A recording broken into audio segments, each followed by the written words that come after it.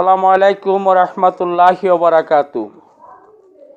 প্রিয় ভাই বোনরা, যারা ইউটিউব চ্যানেল চালান এবং বিভিন্ন মিডিয়া বাইরের হইয়ার যারা ইউটিউব চ্যানেল চালান, আপনার কাছে আমার অনুরোধ, মিথ্যা কিছু লিখবেন না, যা সত্যি তা লিখবেন। কারণ এই দুনিয়ার বেশি সময় তাহার সময় নেই, তাহার জন্য মালিকের দুনিয়াত পাঠাই নেই। মালিকে পাঠাইছে আমরা সৎ কাজ করব, অসৎ কাজের নিষেধ করব, বেশি বেশি আমরা নেক আমল করব। আর একটা কথা বলতে চাই, প্রিয় পর্দানিশী বোনরা, আপনারা যে নোংরা ছবি ইউটিউব চ্যানেলে চালান এবং ভিডিও ছাড়েন, আপনার কাছে লজ্জাজনক বিষয়, শরম লাগবার বিষয়। আপনারা কি দুনিয়ার থাকবেন চিরজীবন? চিরজীবন দুনিয়ার থাকবেন না, দুনিয়াতে বিদায় নিতে হবে।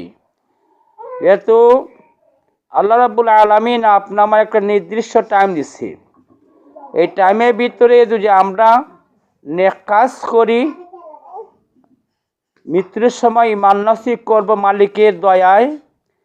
নেক কাজ করলে আমরা গুরুস্থানও শান্তি পাইব এবং 30,000 বছরের রাস্তা পুলচরাতের পুল আমরা শান্তি পাইব, বিজলির আকার নিয়ে পার করে দিব। কঠিন বিপদ আসরে ময়দানও আল্লাহ রাব্বুল আলামিনের রহমতের ছায়ার নিচে স্থান দিব।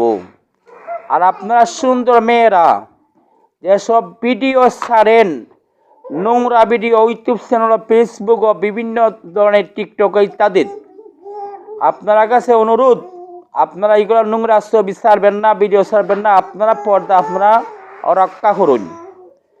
আর ইউটিউব চ্যানেলে যেসব ভাইয়েরা আছেন লেখেন, ওই যে আজকে লেখছেন শেখ হাসিনা মারা গেছে, অথচ মানুষের দেখবে শেখ হাসিনা মারা গেছে বা অমুক মারা গেছে, এগুলো না বলিয়া সত্যি যা হয় তা বলবেন। যাই হোক, আমি বলতে চাইছি কোন কথা, আল্লাহ রাব্বুল আলামিন দিছে অল্প সময়ের জন্যে আমরা এই দুনিয়াত, অল্প সময় আমরা নেক আমল করতাম। তো আমরা চেষ্টা করব কোন আমলটা বেশি করলে সওয়াব বেশি হবে।